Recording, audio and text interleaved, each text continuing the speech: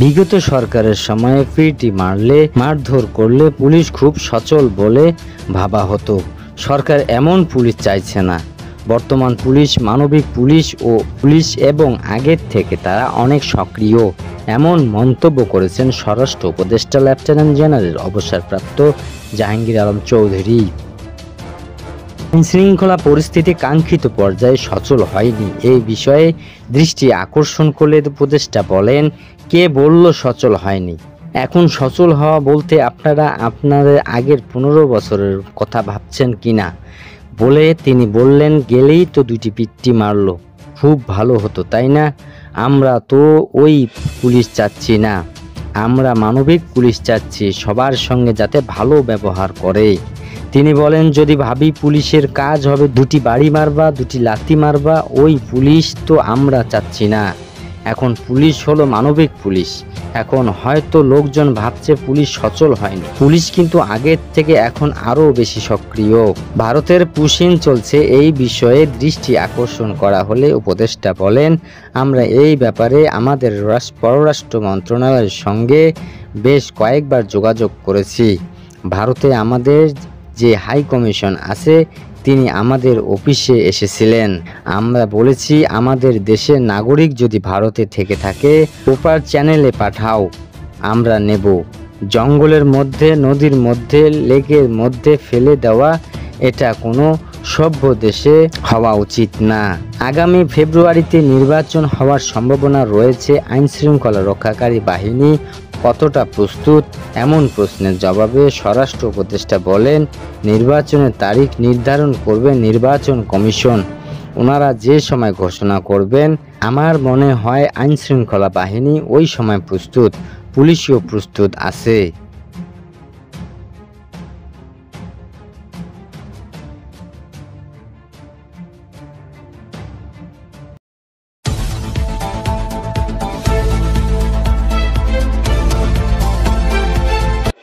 ঢাকা মহাখালীতে স্বাস্থ্য অধিদপ্তরের প্রধান ফটকে দ্বিতীয় দিনের মতন অবস্থান কর্মসূচি পালন করছে কোভিড-19 emergency response and pandemic preparedness ERPP প্রকল্পের কর্মীরা। চাকরির স্থায়ীকরণ ও বকেয়া বেতন পরিশোধের দাবিতে রোববার সকাল 9টা থেকে স্বাস্থ্য অধিদপ্তরের সামনে অবস্থান নেন তারা। সেখানে দাবি আদায়ের নানান স্লোগান দিচ্ছেন তারা। ERPP প্রকল্পের কর্মী আব্দুর রহমান গণমাধ্যমকে বলেন, আমরা দ্বিতীয় দিনের মতো কর্মসূচি চালিয়ে যাচ্ছি। এর আগেও আমরা আন্দোলন করেছি, কিন্তু দাবি মানা হয়নি। এবার দাবি মানা না হলে আমরা আরও কঠোর কর্মসূচি দেব। সেটা কি হবে তা সবাই মিলে ঠিক করব। শনিবার বেলা 11টা থেকে দুপুর 1:45 পর্যন্ত অবস্থান কর্মসূচি শুরু করেন দেশের বিভিন্ন এলাকা থেকে আসা স্বাস্থ্যকর্মীরা। তাদের দাবি, কোভিড মহামারীর সময় জীবনের ঝুঁকি নিয়ে রোগীদের সেবা দিলেও এখনও তারা অবহেলার শিকার। নতুন করে দেশের করোনা ভাইরাসের আক্রমণ বাড়ছে, এ সময় আমাদের কাজে লাগানোর দাবিও জানানো হয়। অবস্থান কর্মসূচিতে লিখিত বক্তব্যে তারা বলেন, কোভিড মহামারী শুরুর পর 2020 সাল থেকে স্বাস্থ্য অধিদপ্তর তাদের নিয়োগ দেয়। এরপর 2024 সালের ডিসেম্বর পর্যন্ত বিশ্ব ব্যাংকের একটি প্রকল্পের আওতায় তাদের বেতন ভাতা পরিশোধ করা হয়েছে। স্বাস্থ্য অধিদপ্তরের পক্ষ থেকে আমাদের মৌখিক আশ্বাস দিয়ে বলা হয়েছিল, যার যার কর্মস্থলে কাজ অব্যাহত রাখতে আমাদের জন্য ভালো কিছু অপেক্ষা করছে। লিখিত বক্তব্যে আরও বলেন, নতুন করে করোনা ভাইরাস আক্রমণ শুরু হয়েছে। এর অবস্থায় এই প্রকল্পের কর্মীদের দিয়ে কোভিড মোকাবেলা করতে হবে।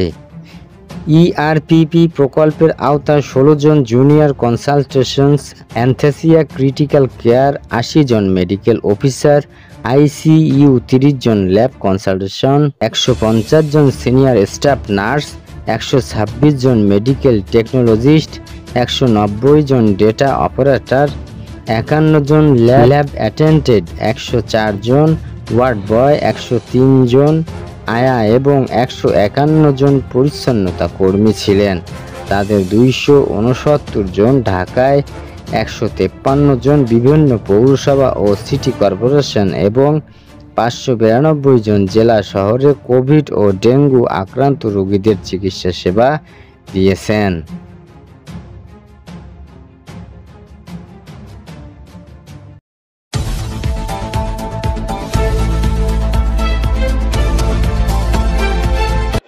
প্রধান নির্বাচন commissioner CEC M Nasir Uddin বলেছেন, নির্বাচন কমিশন ইসি জাতীয় সংসদ ভোটের প্রস্তুতি এগিয়ে নিয়ে যাচ্ছে।